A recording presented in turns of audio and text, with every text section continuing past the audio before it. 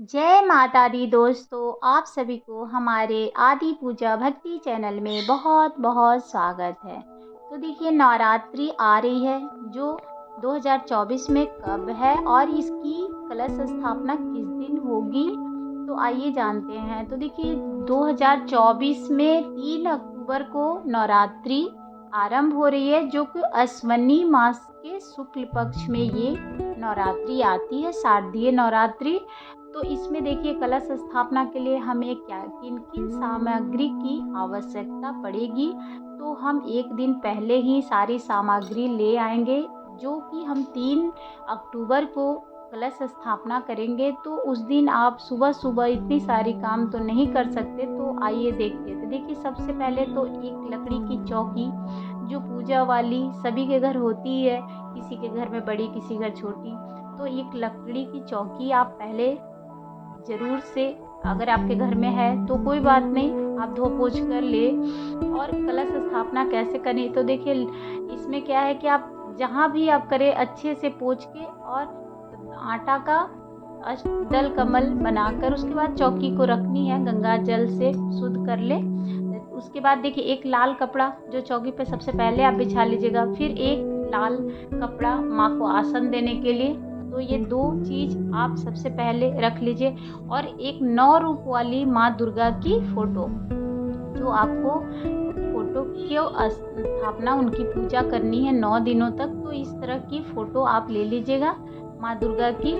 तो ये चीज़ें आपको सबसे पहले ध्यान में रखनी है। फ़ोटो तो सभी के घर रहती है, अगर मान लीजिए आपके पास नहीं है तो आप ले सकते हैं। और माँ को ओढ़ाने के लिए एक लाल चुनरी आपको चाहिए, जो माँ को आप ढकेंगे तो उनके लिए एक बड़ी सी ये इस तरह की लाल चुनरी आप ले लीजिएगा, छोटी बड़ी जैसी भी हो, बस माँ की फ़ोटो को आप रख सके उस तरह की फ़ोटो। और एक छोटी चुनरी जो आप नारियल में बांधनी है, तो इस तरह की चुनरी आप एक ले सकते हैं, छोटी बड़ी जैसी भी हो, जो नारियल में। और एक कलेवा जब आप बांधेंगे नारियल के ऊपर, तो उसके ऊपर कलेवा से भी आपको बांधनी है। तो और बाकी भगवान पे चढ़ाने के लिए माँ पे और नवग्रह बनाएंगे, तो गणेश जी सभी को चढ़ाना होगा वस्त्र, तो आप लाल कलेवा रख सकते हैं। और देखिए अब कलश स्थापना आपको करनी है, तो आप या तो मिट्टी का ले आए, फिर या आपके घर में जो भी लोटा हो इस तरह का,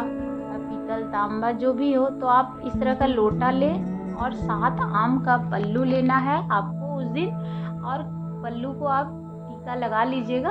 उसके बाद आप इस लोटे में आपको जो भी आप कलश लेंगे, आप नारियल तो ले ही लिए, तो आप कलश लेंगे, उसमें एक सुपारी, एक सिक्का और लौंग, और एक ये मतलब लौंग में फूल होना चाहिए, टूटा नहीं होना चाहिए, तो लौंग में फूल होना चाहिए। और एक इलायची ले लीजिएगा और एक हल्दी की गांठ, अगर हल्दी की गांठ नहीं है तो आप पाउडर भी ले सकते हैं। तो ये सारी चीज़ आप इस लोटे में डालना है आपको। इस उसके बाद फिर आप थोड़ा गंगा जल डालने के बाद जल डाल दीजिएगा। उसके बाद आम का पल्लू टीका लगा के रख लीजिए, आप कलश के ऊपर स्वास्तिक बना लीजिएगा। तो इस तरह से आपको सारी चीज़ें करके फिर ऊपर से आप एक प्लेट में चावल रख के और फिर नारियल को रख देना है। तो इस प्रकार आप कलश स्थापना कर सकते हैं, जो कि नवरात्रि के दिन आपको सारी सामग्री पहले से लानी है, इसलिए मैं एक-एक चीज़ आपके साथ शेयर कर रही हूँ। और माँ को चढ़ाने के लिए आप लाल फूल का माला ला सकते हैं, नहीं तो खुला फूल भी रख सकते हैं, उजला फूल भी, क्योंकि गणेश जी की भी उस दिन मतलब मूर्ति हो तो ठीक है, नहीं हो तो आप सुपारी से भी गणेश जी बना सकते हैं। और 2 जनेऊ ले आइएगा, एक गणेश जी के लिए और भोले बाबा की भी उस दिन पूजा करिएगा, तो उनके लिए भी एक जनेऊ ला सकते हैं।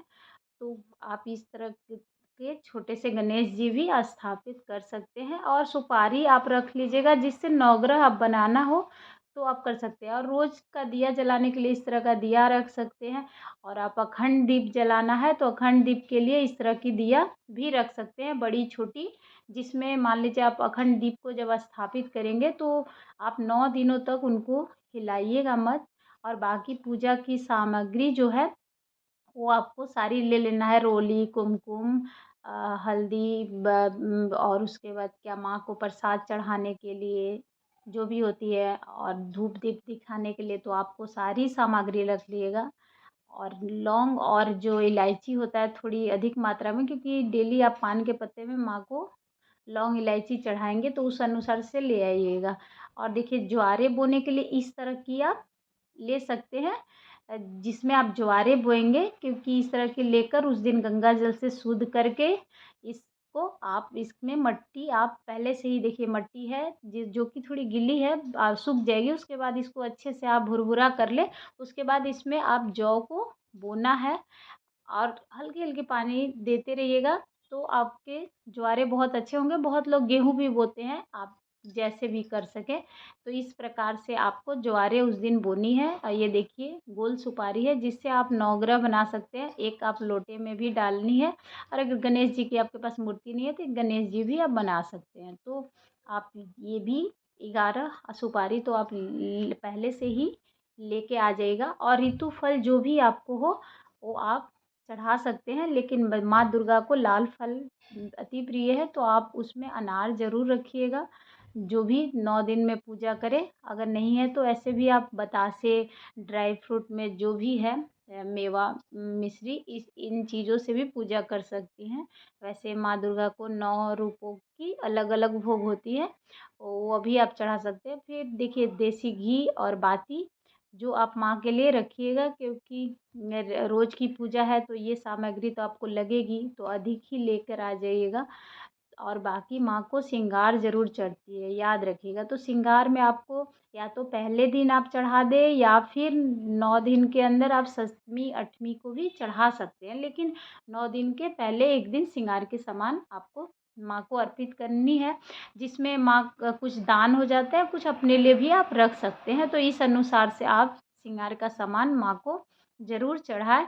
और अगर आपको उसके बाद कुछ लग जाए, और एक चीज़ और जान जाइएगा कि आपको जब भी पूजा करें एकदम विधिवत करना ही है, उसके बाद फिर आप गोइठा उबले जो होते हैं वो लाकर, और बस एक हवन सामग्री भी लेकर आइएगा, क्योंकि आप डेली की पूजा करने के बाद आपको हवन करनी है। उसमें जो भी आप भोग चढ़ाए हैं वो देने से सीधे माता को मिलती है। तो आप ये सारी सामग्री भी लेके आइएगा, और पूजा के बाद आपको डेली समझिए जो हवन करनी है। और अ अखंड मतलब चावल जो है पूरा अखंड होना चाहिए, टूटा नहीं होना चाहिए। तो चावल अधिक लीजिएगा, क्योंकि आपको अष्टदल कमल भी बनाना है। उसके बाद फिर आपको हर जगह चावल की ज़रूरत पड़ेगी ही, और उसके बाद फिर आपको पाठ करना है। तो आप देखिए दुर्गा सप्तशती रख सकते हैं, जिससे आप पाठ करें, और एक लकड़ी की आती है जिस पे आप रख के पाठ कर सकें, तो वो ज़रूर ले लीजिएगा। और उन्हें लाल कपड़े में ही रखना है। और ये देखिए आरती संग्रह है, इस तरह की छोटी-सी बुक आप रख सकती हैं आरती करने के लिए। ऐसे सप्तशती पाठ में भी आरती है, लेकिन आप ऐसे अलग से रख सकती हैं। तो और उसके बाद आपको मान लीजिए ये सारी सामग्री हो गई, अगर कुछ भूल-चूक हो जाए तो जब भी आप पूजा करें तो दक्षिणा ज़रूर रखें। मान लीजिए कुछ छूट जाती है तो दक्षिणा उसको पूर्ति करती है, तो आप दक्षिणा ज़रूर रख लें। अभी तो मेरे पास जो सामग्री थी मैंने आपके साथ शेयर की है, और कुछ-कुछ मैं देखूँगी, अगर छूट गई है तो लेकर आऊँगी। अभी मैंने आपको सामग्री दिखाई है। कलश स्थापना 3 अक्टूबर को है, तो उससे पहले तो पूजा नहीं की जाती है। बस सामग्री पहले से आप ला सकते हैं। ऐसा नहीं है जो पितृपक्ष में आप नहीं ला सकते हैं, सारी चीज़ें ला सकते हैं। बस उस दिन आप अच्छे से साफ-सुथरा करके पूजा करनी है आपको। अगर आपको कोई भी दिक्कत है, मान लीजिए आप कलश स्थापना नहीं करते हैं और आप इस तरह से पूजा नहीं कर सकते हैं, और अगर अखंड दीप जला रहे हैं, मान लीजिए आपको बाहर निकलनी है, कोई घर में नहीं है देखने वाले, तो आप रोज़ का दिया जलाएँ सुबह-शाम। और ऐसा नहीं है जो आप अखंड दीप जलाएँ, अगर आप देख सकते हैं तो जलाएँ, नहीं तो अगर कोई घर में नहीं है, आपको बाहर-भीतर होना पड़ता है तो ना भी जलाएँ। और अगर आप मान लीजिए जो पूजा हम कलश स्थापना नहीं कर सकते, ज्वारे नहीं बो सकते, तो आप सिंपल पूजा भी कर सकते हैं। जैसे कि माँ का प्रतिमा रखना है आपको, चौकी पर स्थापित करिए, चाहे तो आप मान लीजिए अगर वो भी आपसे नहीं हो रहा है तो आप पूजा घर में जहाँ है वहीं पे माँ को उस दिन आप आसन चेंज कर दीजिए। सब कुछ अच्छे से करके आप एक छोटी-सी बुक है दुर्गा चालीसा का, इस सप्तशती में भी आपको मिलेगी, लेकिन ऐसे अलग से एक छोटी-सी बुक लें, और आप उस बुक से सुबह-शाम दुर्गा चालीसा का पाठ कर सकते हैं। आपसे जितना हो सके, और आरती कर लें। और सुबह शाम भोग लगा दे